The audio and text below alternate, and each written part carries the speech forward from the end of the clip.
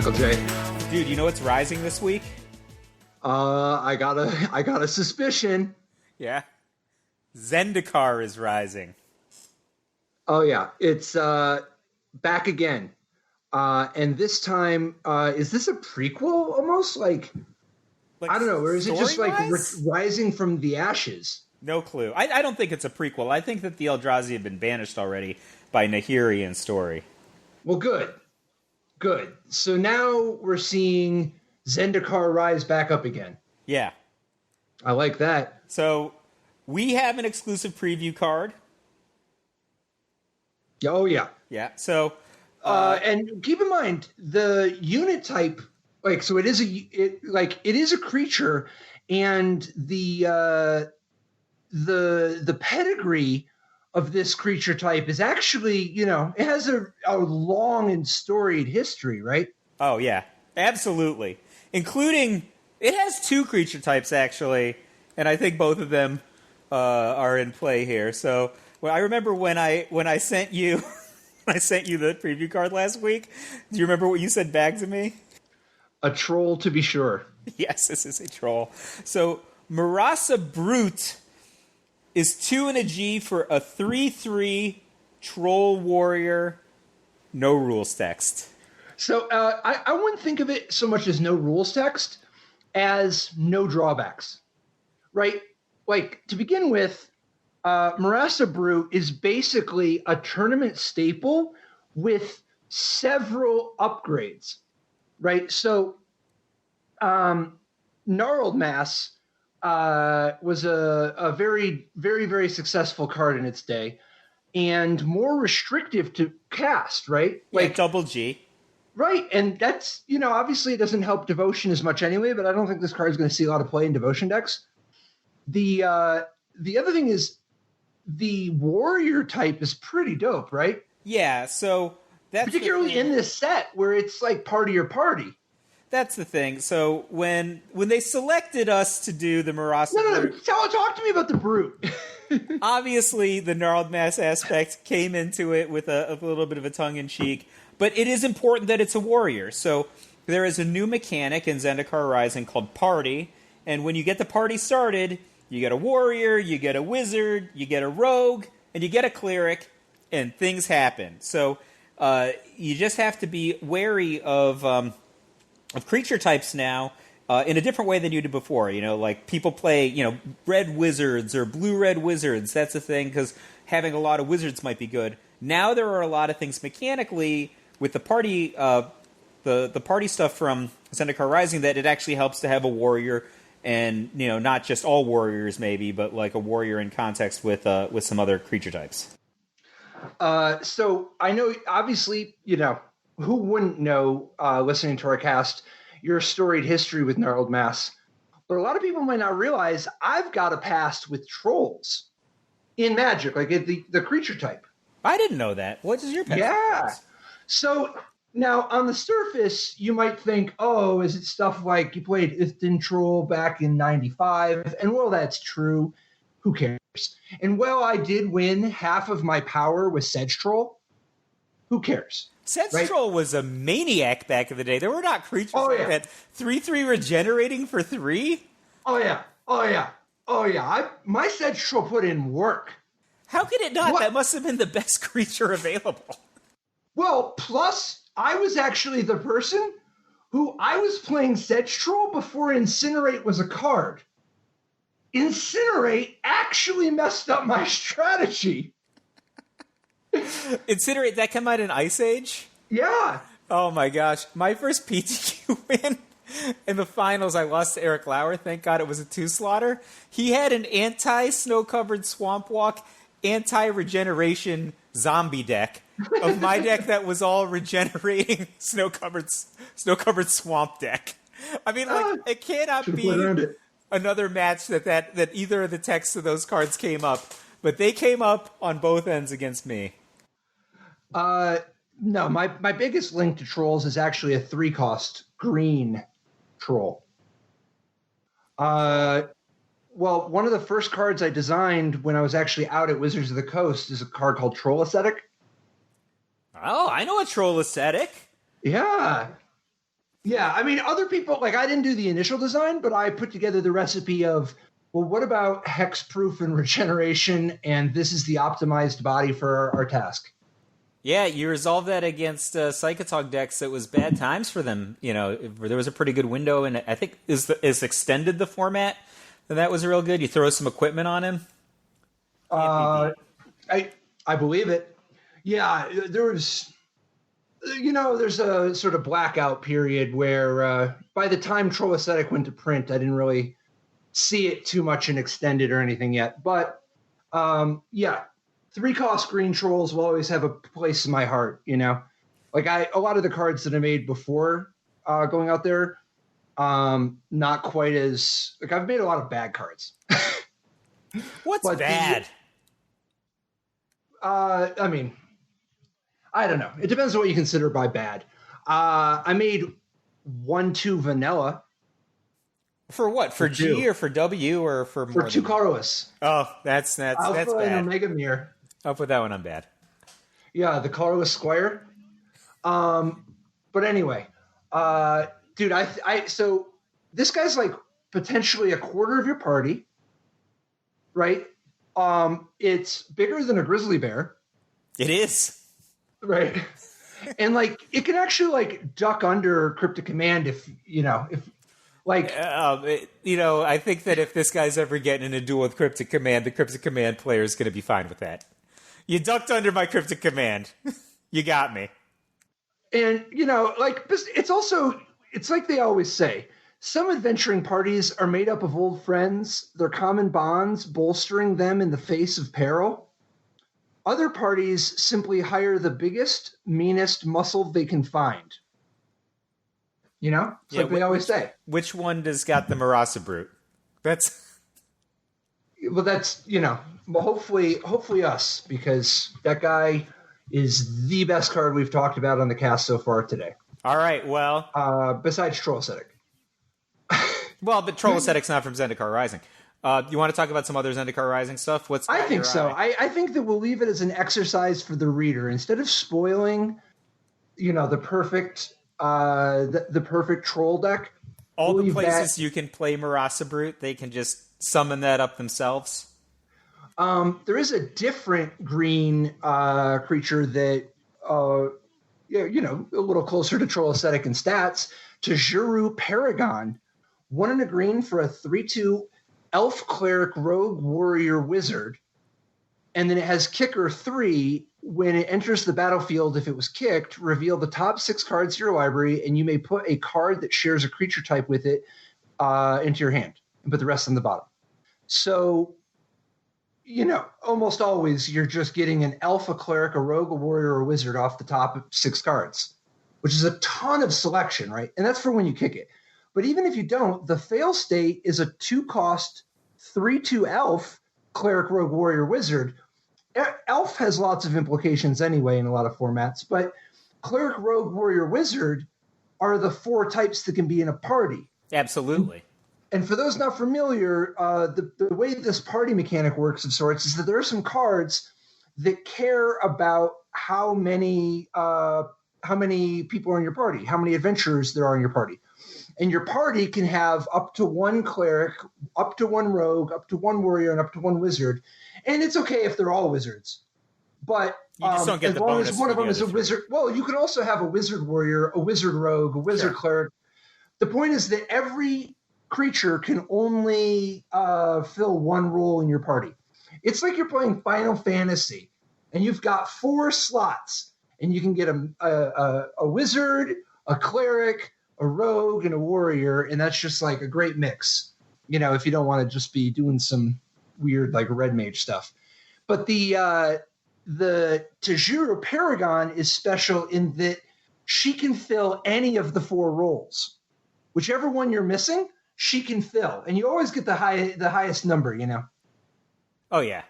But it's also it's like this. First of all, what's your initial take from seeing?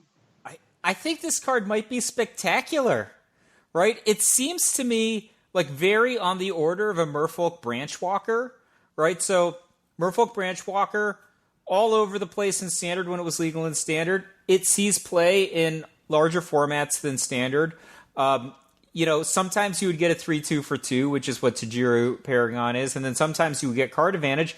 Tajiri Paragon also sometimes you get card advantage, but its small version is the big version of Merfolk Branchwalker. So it doesn't fix your mana, but part of the problem with Merfolk Branchwalker, sometimes you'd keep it when it wasn't fixing your mana, and it was supposed to. I think this card is great. If you just have like 4 Tajiri Paragons, they can all kind of summon each other and fill in your party if you have enough time. Yeah. I mean, that's a lot of digging. But there's also a ton of other good elves, clerics, rogues, warriors, wizards that you might want to tutor up. It doesn't have to be a party building thing. You're right. Like, you could just have an elf deck, and this could get like one of those killer elves, right? Like an elf lord or like a machine gun elf or something. Oh, yeah, totally. I mean, first of all, there's definitely a lot of elves that you might want to get on time, get at the right spot. But if you just looking at standard, have you ever wanted to have a tutor for, like, I don't know, your Winona Joiner of Forces deck? Because this could actually get Winona itself, right? Right. Or it's a cheap 2-drop that's a non-human, so that you can attack with Tajuru and get to do the whole Winona thing. Yeah. Both ways. That's solid. Like, that's a lot of digging, right? Yeah. I mean, it's actually a lot of digging both ways also, right? So True. Winona does its damage that way as well. What about finding setting up a combo? Like, you can go get stuff like Veto, Thorn of the Dusk Rose, or Conclave Mentor, or anything like that. Man, Veto, Thorn of the Dusk Rose. People play that a lot right now. Luckily, no one's ever actually gone off against me with that. What are they trying to do? They're just trying to, like, double damage you with everything while gaining a ton of life? There's also some 2-card combo kills, right? Like, there's some stuff that sets up or a 3-card depending on the format, but there's some combos where you can actually go all the way. Well, all I'm saying is I see a lot of vetoes in the MTG arena rooms. They've just never gone off against me because I always have a 3-point damage spell. But I assume it would be terrible if they did. So here's a good one to go find. Oakham Adversary. Like, if you're spending this extra mana digging, it's kind of dope that you can get Oakham Adversary in the good matchups for it. Yeah. Or in particular, I like ones that can be used late game, like Fae of Wishes and Gatwick the Wizened. Oh, that's really powerful, getting Gatwick yeah. with this. Yeah, like digging really hard to find your Gadwicks or your Fae of Wishes. I mean, this card actually can find a lot of different adventure cards, though. So even though it doesn't have adventure, it's not like it's out of the question for this to be part of, like, Teamer Adventures, right? I think that's a stretch for standard, but it's possible for sure, just based on that digging potential that you were talking about. It's very good to get Fae of Wishes in a late game situation. So do you do anything with this card in, like, I guess how much of this is just about value versus actually setting something up? So I think that it's more about value than it is about setting something up, but it's also just about offense and types, right? So we've been talking about, like, what's the ceiling on this card? What about what's the floor on this card when you build it in a certain strategy, right? Like, there might be a new deck that is enabled by a card like this and by how many different cards are being printed with certain creature types. Just for sake of argument, this is, at some level, a 3/2 creature for 2 mana, so, like, greater power than casting cost on a very reasonable casting cost. That's a wizard. I don't know of a lot of situations before where there was a wizard that had 3 power for 2 mana just for points of, like, enabling a card like Wizard's Lightning. Right? Like, that's just nicer than the stuff that red decks have. Red decks have, like, 2 power wizards, right? For 1 or 2 mana. Now you have a 3 power wizard that can enable a 3 damage spell for 1 mana. Does that change the universe? Do we suddenly see, like, a new kind of Gruul Wizards aggro deck? Is that a possibility? Okay. There's a variety of different cards in red that this guy could find. You know, like, not just wizards though. It depends on how committed to the wizard's path you are.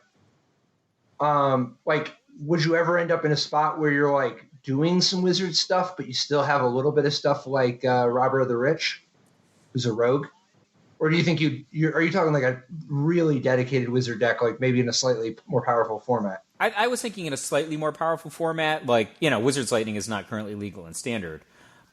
So, I think that the decks that are currently playing cards like Wizard's Lightning in whatever formats tend to play cheaper cards, right? So they tend to play 1 casting cost or 2 casting cost creatures. So I don't know if I'd go real expensive on that, but like you could get a card like Heartfire Immolator, which is only 2 mana but has some late game play to it. Like, it's just kind of like you can tutor for a removal spell with this, which is kind of cool.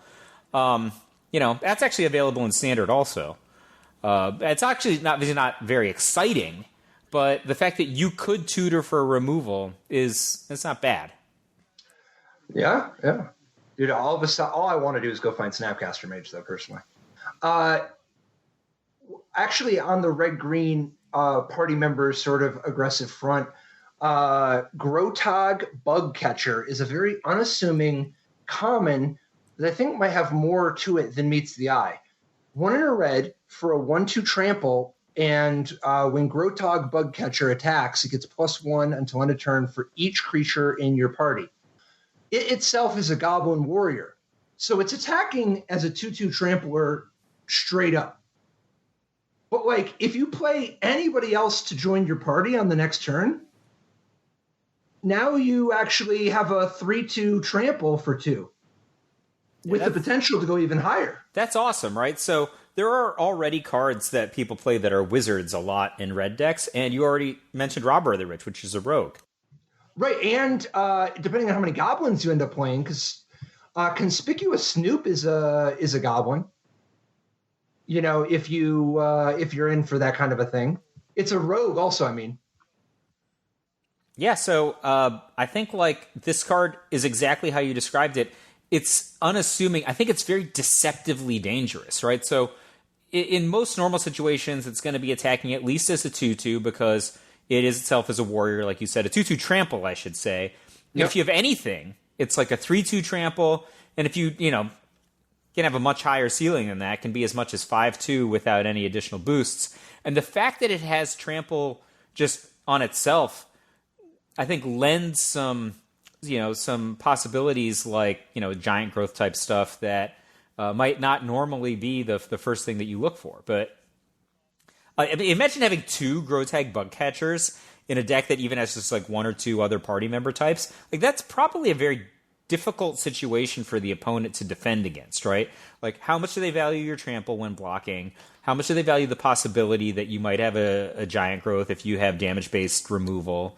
Or like even stuff like playing, in some cases, you said Snapcaster Mage before. I'm just going to, I don't know that those 2 cards are often going to be in the same deck, but you could, play certain cards that have flash, right? Snapcaster Mage is a wizard with flash.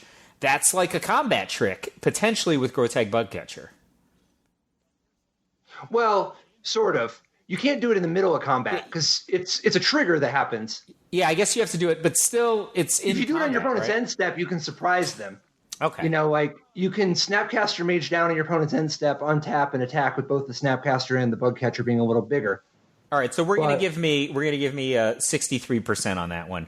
No, you get the full 100. Dude, very generous. Thank you. There is a different wizard actually to help round out parties and such. It's a human wizard, Wind Rider wizard. That's a 2/2 flying, and whenever you cast an instant, sorcery, or wizard spell, you may draw a card. If you do, discard a card. So I know a 2/2 flyer for 3 is probably not like what you're trying to sign up for, but this is like Jeskai Ascendancy, right? Like every time you cast an instant, sorcery, or wizard, you get to loot for 0 mana. That is a very, historically a very powerful ability. Yeah. Like, I don't know. Like if there's some like graveyard shenanigans, I think that besides, there's so much stuff here. They clearly are going to do Madness again at some point Yeah, in the not too distant future. whenever I see, I bet the Eldrazi are going to be involved with Madness. That's exactly the type of stuff Eldrazi would do. I hope they take a break from the Eldrazi, but my God, do the Eldrazi seem perfect for Madness. I've been playing a fair amount of the Forecasting Cost Teferi in Standard, and the main thing that I like it for is just looting, right? So you loot just to set up your Uro. I think that's not the worst thing in the world, just looting to set up escape cards. So, that said, I'm not real high on Windrider Wizard. There is a different uncommon blue creature that I'm super high on, though. The Wind Robber? Yeah, I think this is unreal.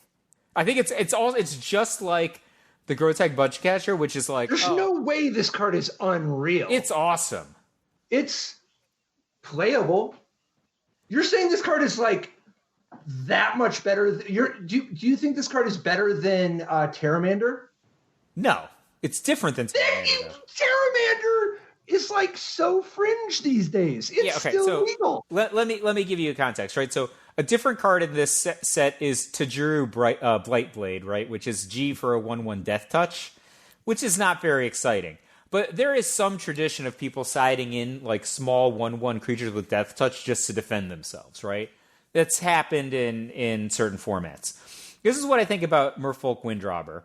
It's a 1/1 flying... No, that's not the one. That's why I got confused.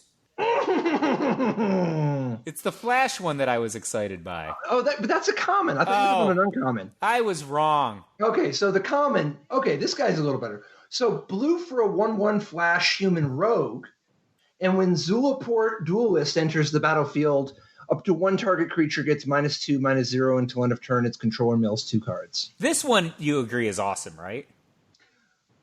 I have a higher bar for awesome. I mean, imagine you're the kind I think of this card's playable. That just only ever attacks with Fervent Champions and the Scorching guy and Tin Streets and other assorted 1/1 creatures with no ability to get through 1 toughness if they get -2 on power. This guy beats up Fervent Champion pretty good. Nice first strike, buddy. Okay. I would say that this card is the kind of card that somebody might think it's really spiffy that Nassif has one of in his sideboard. Am I that person? And Nassif, no. You would just play 4, and you think it's weird that he's not playing more. Yeah, okay. But you would have one and do really well with it and not even think it's a big deal. And it's like, it's mana efficient, Yeah, it's fine. I bet an awful lot of people will assume it's not playable, and it will turn out to be a fringe role player. It's clearly not very good in every matchup. I think it's just really, really good. I don't think it's really, really good. It's really, really solid and might be the right thing you want. It's not like it's ever really, really good. It just eats their Fervent Champion and then, trades with their 3/1 guy or something later. You have a really twisted version of Magical Christmas Land you live in. I had an open U in a Zulaport Duelist on turn 2? That's Magical Christmas Land? Oh my God. I'm just saying, why use your Magical Christmas Land points on eking out a tiny amount of value in some tiny little... it's good. Maybe that's where some sophisticated tech comes from. In Magic the Gathering, but a 2-for-1. Because that's why. Okay. Tough but fair. Although nowadays, just freaking 0 mana Brain Geysers or whatever. Well, how about Legion Angel, man? That is the card I wanted to talk about. Legion Angel, I don't know if it's going to be great or not, but this is the most thought-provoking card that I've seen in a long time. So, 2 WW for a 4/3 creature Angel Warrior. So this fills a fourth of your party, and it might fill 4/4 of your party, except for they're all warriors. It's flying 4/3 for 4, but has the additional text, when Legion Angel enters the battlefield, you may reveal a card you own named Legion Angel from outside the game and put it into your hand. So it's like a very big Squadron Hawk that has a very different sort of thought process about where the Squadron Hawks should live. That's one way of putting it. Well, what are you doing with this card? So it's a question of how many Legion Angels you play, right? So I would suggest if you're going to play a non-zero number of Legion Angels, you never play one, right? You play at least two.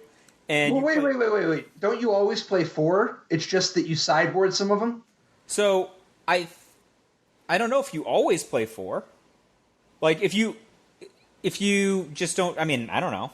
I think that if I played this card, I would want to play four. It's a question of where they would live is more the question for me. But I don't think you have to play I think four. this card is, like, way further on the spectrum of you want to play four than, like, that Alpine Houndmaster or whatever. Well, yeah, because every Legion Angel you have, given sufficient time, right, gives you access to the terminal number of Legion Angels, assuming they're in the correct place, right? That's the thing, right? So if you have four Legion Angels in your deck, it gives you as many as you have. Any amount of Angels you are not going to play could have been companions effectively for you. So they just all live in the sideboard, you're saying? Yeah. So I think that... Or if you... if you can put them in the sideboard or not, but my point is you can also put them in the main deck. It's kind of weird to not put them somewhere. I think that, first of all, I don't disagree with what you're saying. It's just further along in the thought process than I was talking about at the time. Right? Sure. So let's talk about playing four Legion Angels. To me, there's a question of, like, do you play 1 and 3, 2 and 2, or 3 and 1, right? And that, like... So you're not playing 4 and 0? No. I think I'm confident that 4 and 0 I would not play. Right? I can tell you, I do think there's a case to be made for 0-4. Yeah? Yeah. What, you tutor for the first Legion Angel some other way? Yeah? Right. So... Because one of the problems is if you play 1 Legion Angel in your deck and 3 in your sideboard, you don't draw the Legion Angel very often. Yeah, it's not high consistency. So 3 Legion Angels in your deck is maximum consistency but minimum power, right? Well, no, it's not maximum consistency. You only have 3 in your deck. Maximum consistency would be a lot of ways to tutor up your Legion Angel. Okay, so I'm defining consistency as maximum likelihood of getting an advantage with Legion Angel. Not measuring how much advantage, just getting an advantage. 1 and 3 maximizes the amount of advantage you can get, but is a low end of how often it comes up. Okay. I'm with you. In my head, I have it 2 and 2. I don't know if that's right and what were you thinking. So I think that if you're not doing something fancy, then 2 and 2 is the first place I start. I think that, first of all, there's a lot of decks where I kind of don't want 1,000,000 4-drops. Right? Like, I don't want to play 1,000,000 4-drops. I don't mind having 1,000,000 4-drops. I just don't want to be flooded with them in my hand. It's kind of dope to be able to just put 2 of this card in your deck and have them be all Squadron Hawks of sorts. Like, yeah. I mean, you don't want to draw too many early, right? Like, you could get run over if you have, like, 3 Legion Angels. Right. And one of the nice things is that there's... Lately, they've been making a lot more of the selection sort of stuff, the library manipulation. Look at the top 3 or 4 or 5 or 6 or whatever, instead of search your whole deck for a card. You know? And when you can search your whole deck for a card, there's just like a ton of incentive to only play 1 copy, right? But if you're actually digging to stuff, like, for instance, if you've got 4 copies of Tajuru Paragon, it's like really dope to have 2 Legion Angels in your deck. Yeah, because you're likely to find 1, right? And you're likely to do it at a time at which you have enough mana to actually do it. You know, like, you're selecting for spots where you've already got 5 mana instead of just your opening hand. So let me just take this to the next spot. Once you're the next level. Yeah, we'll call it the next level. Gets to the first Legion Angel, right? The first Legion Angel accesses the first Legion Angel in your sideboard. That Legion Angel can also access the next and last Legion Angel in your sideboard, right? If you have a 2 and 2 split. Right. And then you just didn't draw the 4th Legion Angel. Right. And even if you did, you're still getting 4 angels for 2 cards. Yeah, you're still up DI, right? Well, it's 2/2 for 1 still. So you Why would this said, card not be good? well, I think that it's possible that it won't be good for the following reasons. For 4 mana, even though it has, I'm going to put this in air quotes, guaranteed card advantage, a 4/3 isn't the biggest body these days. And in particular, 3 toughness is not that impressive of toughness for 4 mana. And, like, people could just get past it for 1 or 2 mana. So, oftentimes when you're playing a forecasting cost card, even one that's generating card advantage, one of the things that's good about it is that it helps hold the ground against attackers. And I think that Legion Angel is very mediocre at that task. If it's just like, all right, I'm going to tap my mana, I'm going to get my thing, my ball's going to get rolling, I'm going to beat you with card advantage, this stuff's going to matter, that's cool if they're not interacting with you, by attack, right? Like, if the opponent is not attacking you, then it kind of doesn't matter what the toughness is on the Legion Angel, right? Like, you're just getting more and more cards, and you might be able to snowball them. But I think, like, any of the just regular attacking decks have got guys that are big enough to tussle with the Legion Angel, get through, beat it in combat, and so forth, that are often cheaper than this card. Okay, let's walk through a couple, little bit of rate equations here. Sure. What would you think of 1 white for a 4/3 flyer Angel Warrior? Just no card select ability. Just 3 mana, just 1 white, 4/3 flying Angel Warrior. I'm gonna have a hard time imagining why I wouldn't want to play that card. Gotcha. So now we're zeroing in. Is this ability worth a mana? It might not need to be worth a full mana, but is this ability worth a mana? Because you would play the heck out of this card if it was 1 mana cheaper and didn't have the ability. So, what would you think of 2 mana, draw 2?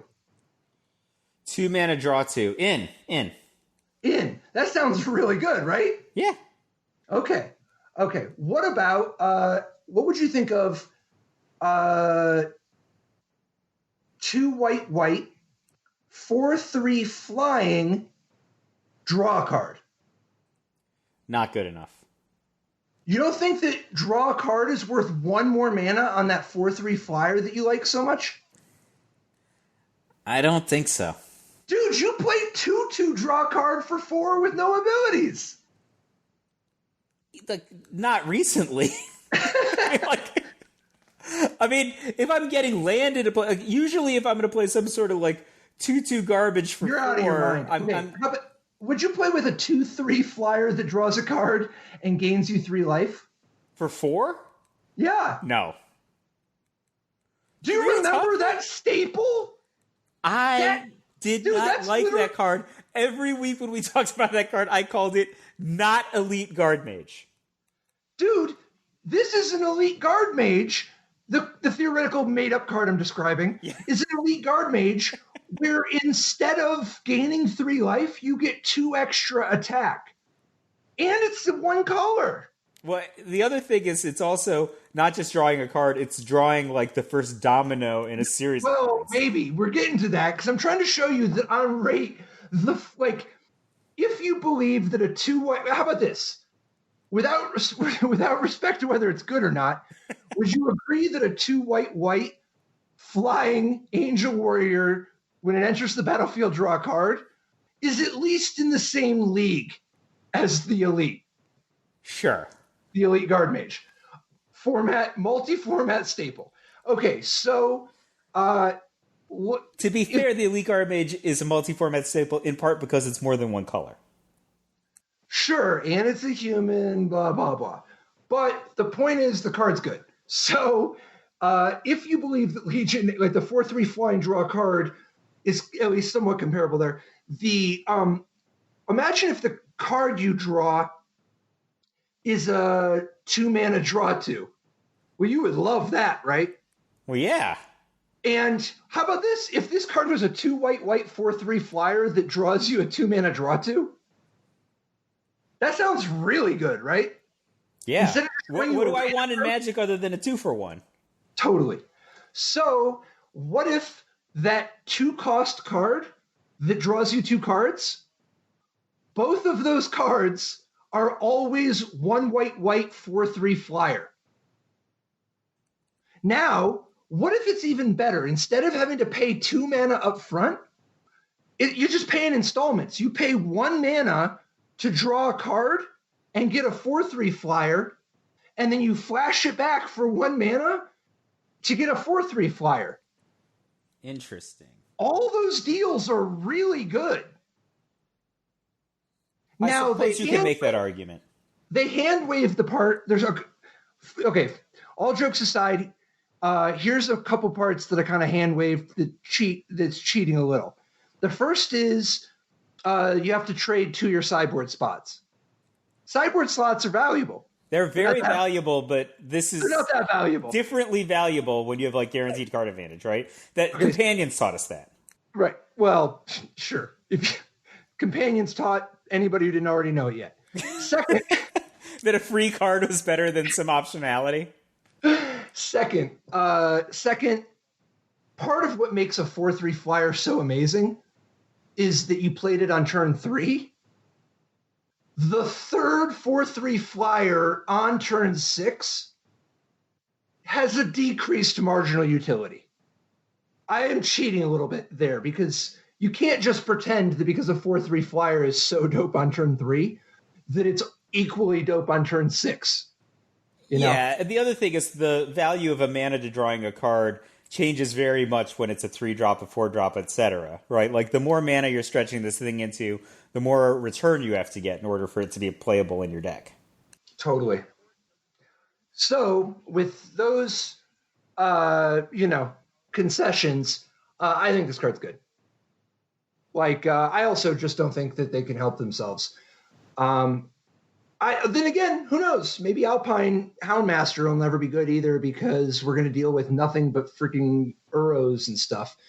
But if this card's not good, they should ban cards until this card's good. So you said if you're not doing anything fancy, you're imagining a 2-2 split. Talk to me about potential 1-3 and 3-1 splits.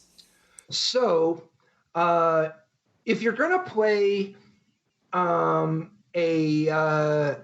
say you just want to load up your deck with a critical mass of demons, dragons, and Valkyrie. Like the angels, like if you have like, what's the 3/3? What's the flyer that gives you all 3?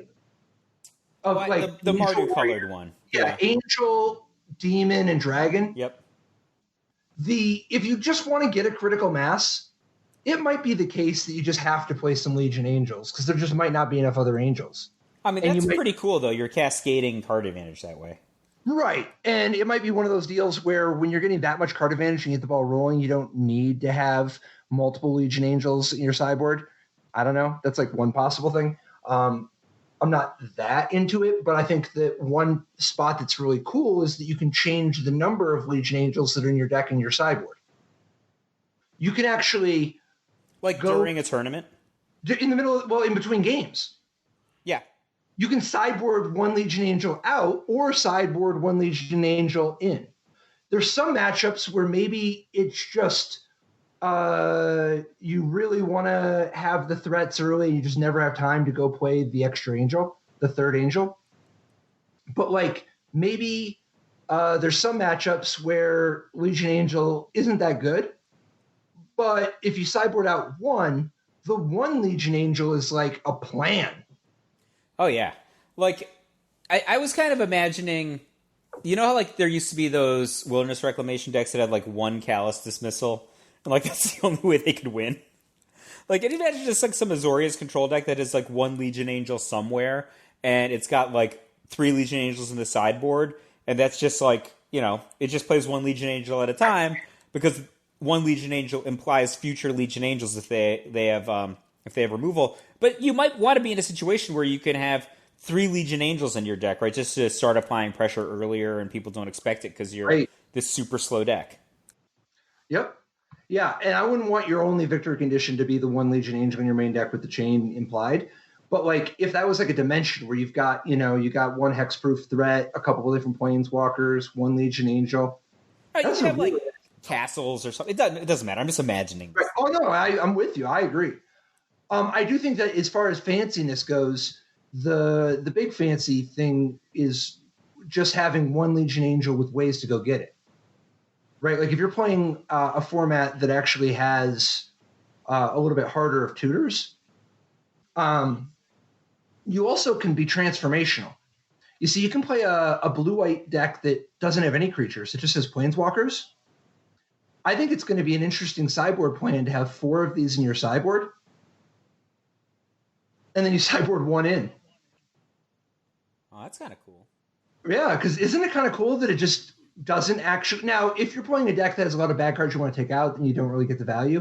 But you know how like sometimes you end up in those spots where you're like, well, I want to make my deck better, but I just don't actually have enough cards to take out?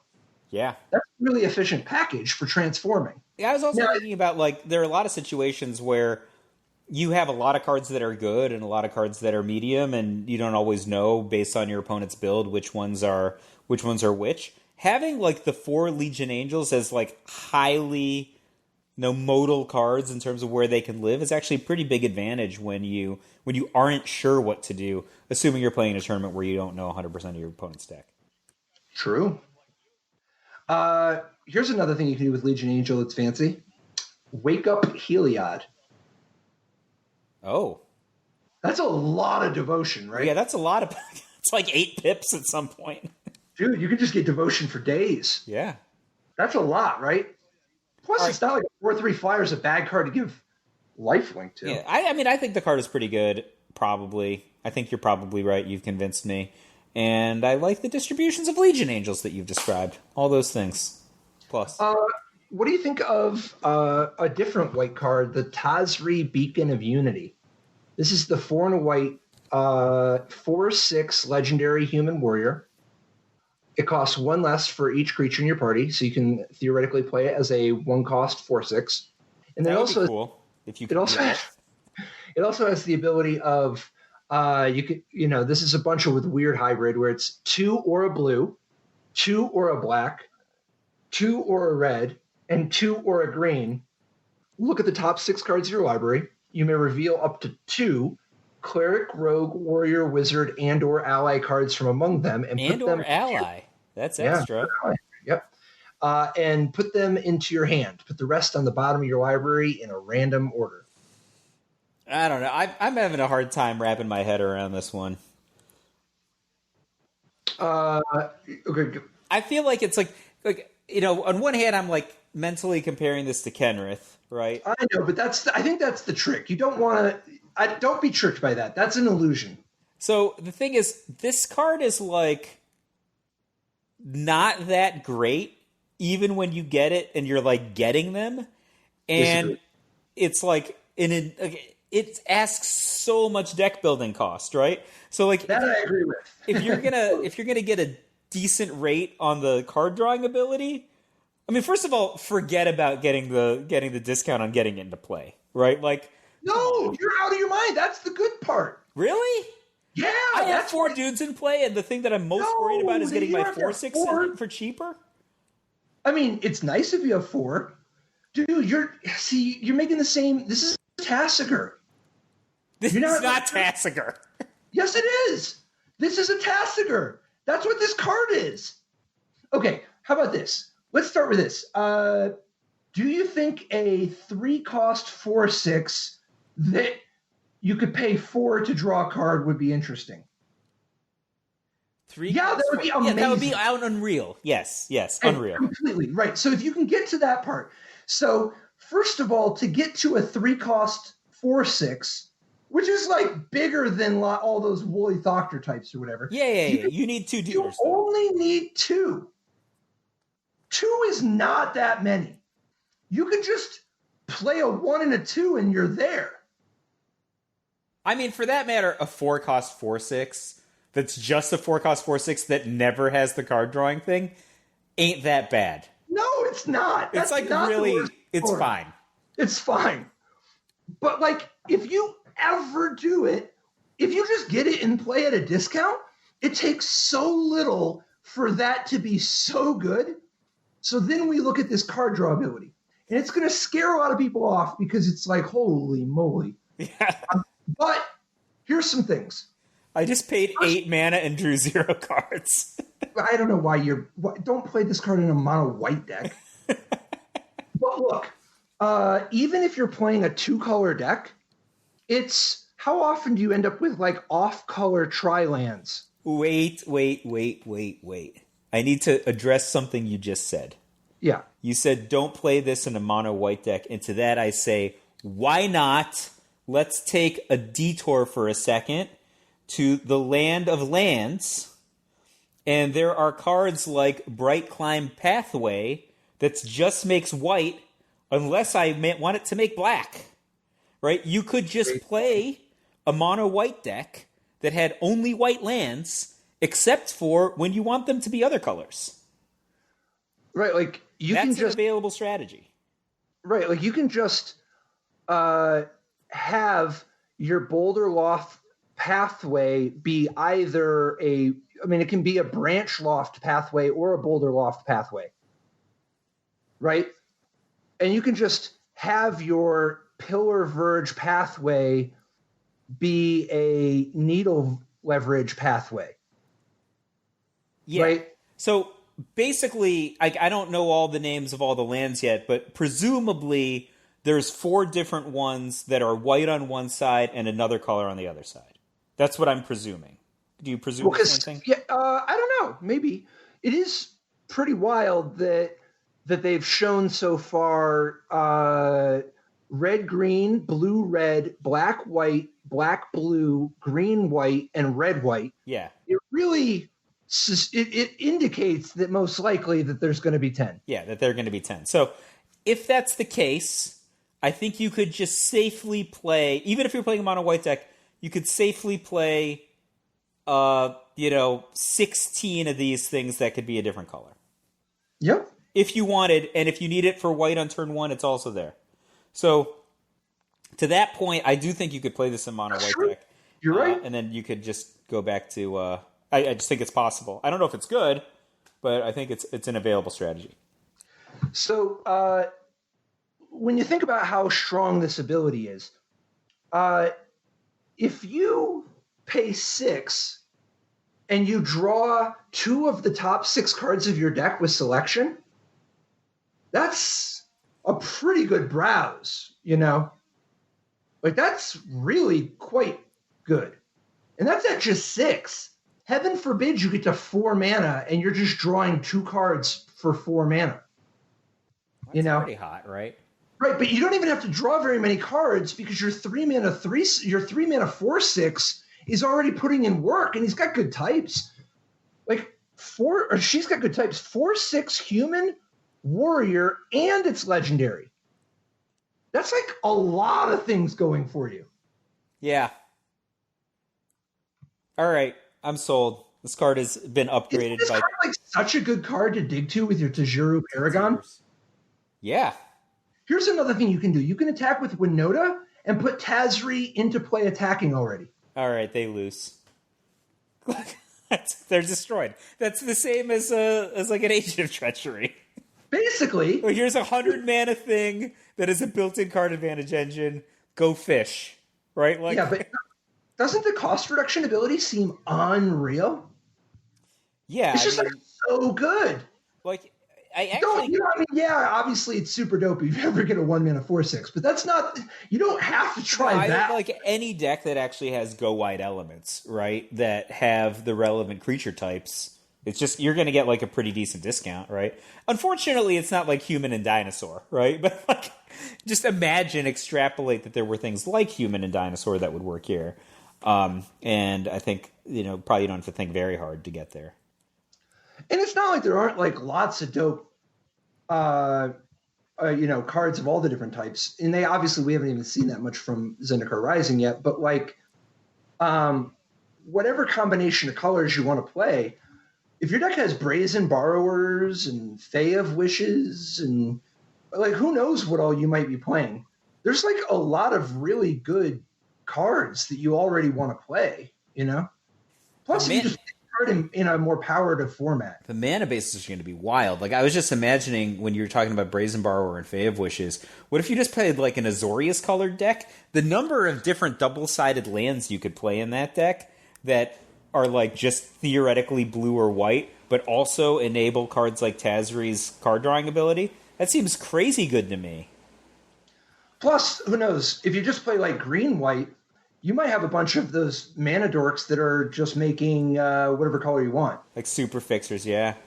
Plus, there's Lotus Cobra in this set, man. Lotus Cobra. I once said that was going to be better than Dark Confidant.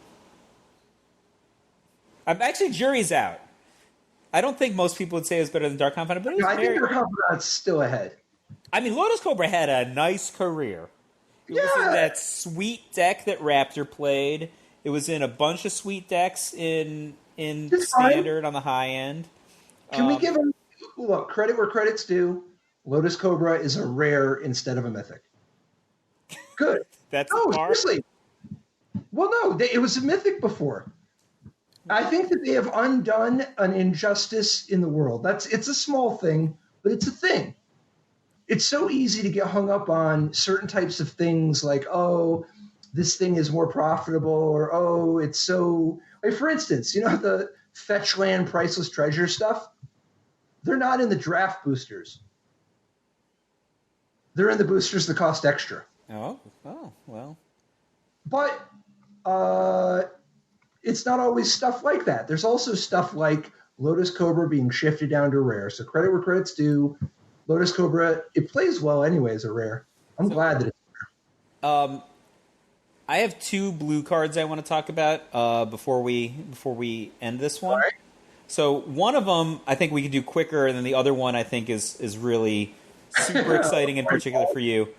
But I'm really excited by this card, Confounding Conundrum. Yeah, which is 1 and a blue, an enchantment. When Confounding Conundrum enters the battlefield, draw a card. Whenever a land enters the battlefield under an opponent's control, if that player had another land enter the battlefield under their control this turn, they return a land they control to its owner's hand, right? So I did a double take on this card, and I'm like, this is not a legendary enchantment, was the first thing that I thought to myself. This card messes up ramp people, right? Like, that's its goal in life. It's one thing it does. I mean, it also gets blinked by Yorion.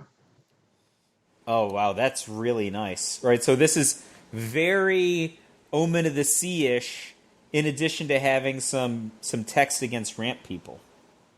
But it's also like, if you're playing against somebody... You gotta be careful, though. It's not like this is pure upside, right?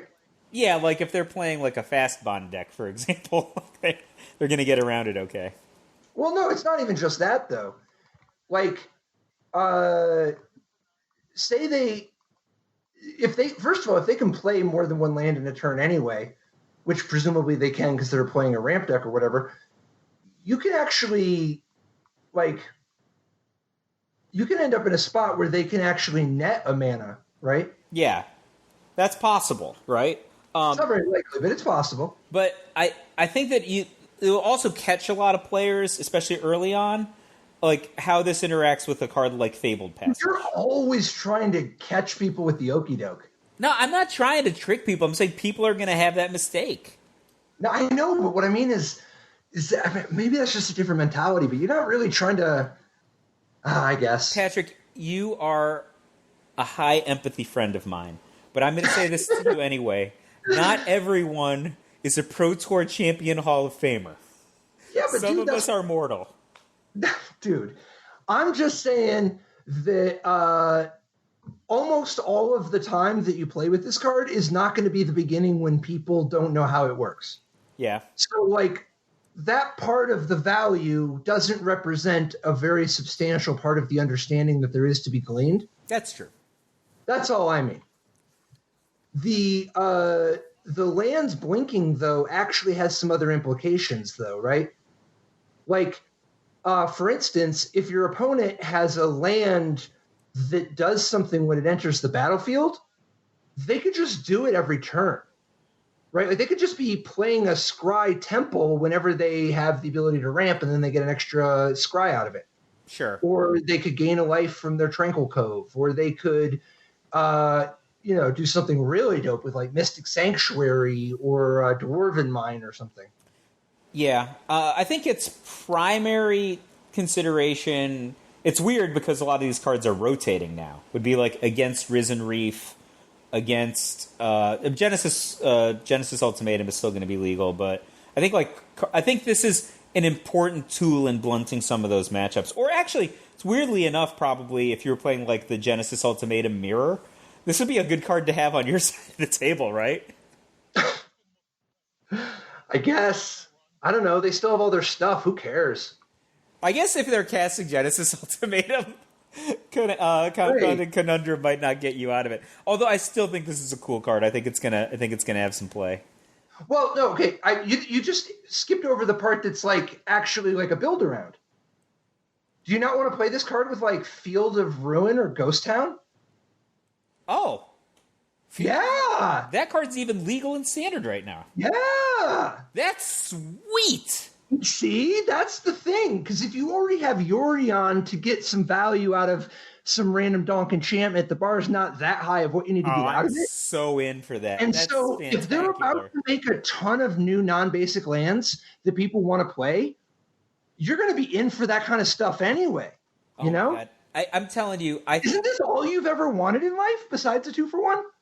This is more than this. First of all, it's already a 2-for-1 ish. I think it's close. It's on the border of 2-for-1 Village, right? Right. But like having two confounding conundrums in play, and then I field you. Oh my gosh! How terrible is that for you? Pretty terrible. Only if you want to play lands, right? And then the other card I wanted to talk about real quick, if we can, is I don't know if we're probably going to be able to do it justice. Probably have to pick this up again at some point. Jace Mirror Mage. Come on. Yeah, so Jace Mirror Mage, 1 blue for a 4 loyalty planeswalker.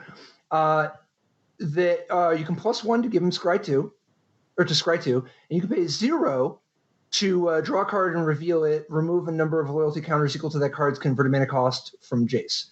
But he also has Kicker 2, play another copy of Jace, except it's not legendary and its starting loyalty is 1. Yeah. So you can it's 2 modes. It's not like you go kick, but it's 2 modes. You either can get 3 mana Jace or 5 mana Jace and a friend.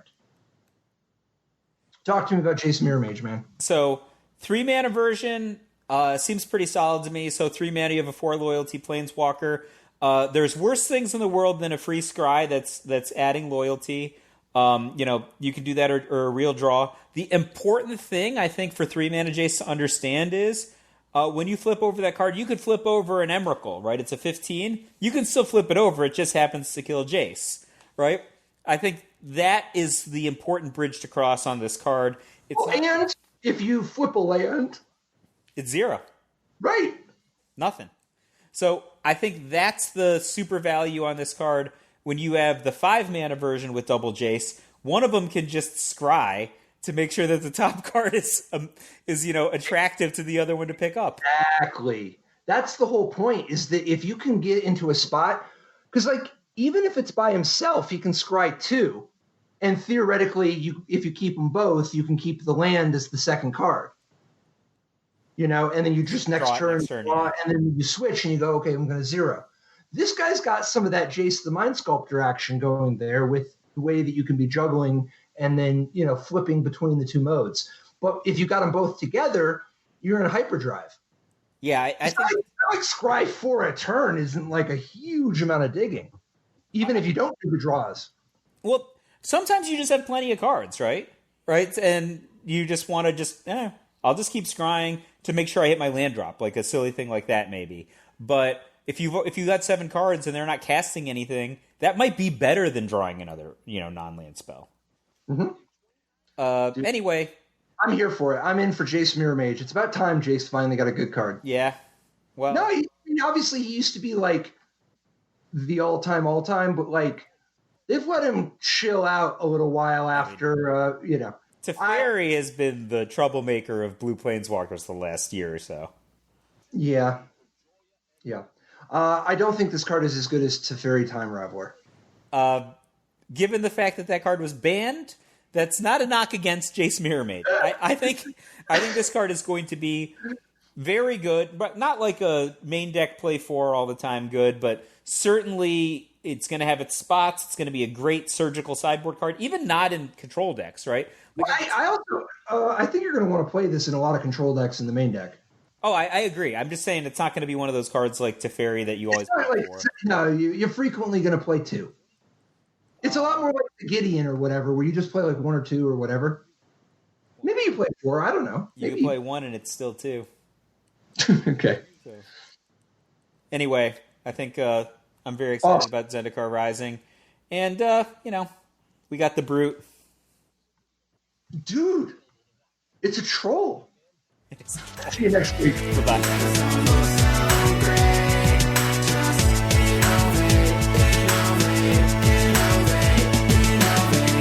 Life didn't work so great. Tried to play Dredge, for jail or hate. Ghostly prison waiting for my untapped phase. Yukora trapped in amber stasis state. Lost a lot of friends, got left behind. Had to find a way not to lose my mind. Trapped in a vault with nothing